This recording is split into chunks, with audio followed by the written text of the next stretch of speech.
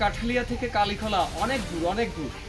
তা আমরা আগে একবার এসে ঘরটাকে তন্ন তন্ন করে খুঁজে বেরিয়েছিলাম।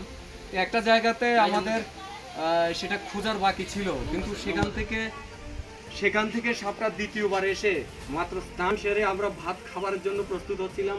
লকাই আর আমি এসেছি, উনি কাঠালিয়া গিয়ে আমাদেরকে নিয়ে এসেছেন। তো আমরা এসে সাপটিকে পেয়েছি এবং সাপটিকে উদ্ধার করছি দ্বিতীয়বার এসে, আর সাপটিকে ব্যাগিং করলাম। আমরা কার বাড়ি থেকে কথা বলছি আপনাদের সঙ্গে? জায়গাটার নাম হচ্ছে কালীখোলা। আচ্ছা, গৌরাঙ্গ দাসের বাড়ি।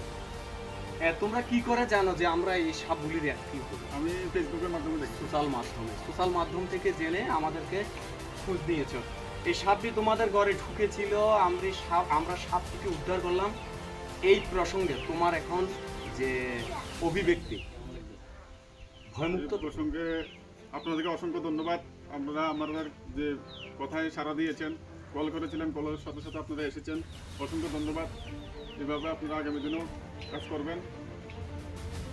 এখন তোমরা ভয়মুক্ত তো? হ্যাঁ, ভয়মুক্ত। ঠিক আছে, আমরা কিছুক্ষণের মধ্যে সাপটিকে রিলিজ করে দেবো। এটা একটা দাঁড়ার সাপ ছিল, সম্পূর্ণ নির্বিষ সাপ। ওনাদেরকে ধন্যবাদ, ওনারা সাপটির ক্ষতি না করে আমাদেরকে খবর দিয়েছেন। সঙ্গে থাকার জন্য দর্শক, আর আজ বেশি কথা বললাম না। পরিবেশ বন্য প্রাণীকে বাঁচিয়ে রাখতে আমরা সবাই একজোটে কাজ করব। সাপ ঢুকলে বন বিভাগ অথবা অ্যানিমেল এইড অ্যালায়েন্স আমাদেরকে খবর দিন। ধন্যবাদ। আপনারা যাই হোক, দাঁড়ার সাপ আমরা রেস্কিউ করেছি। আমি লকাই, এই যে দেখুন, এই যে চলে যাচ্ছে।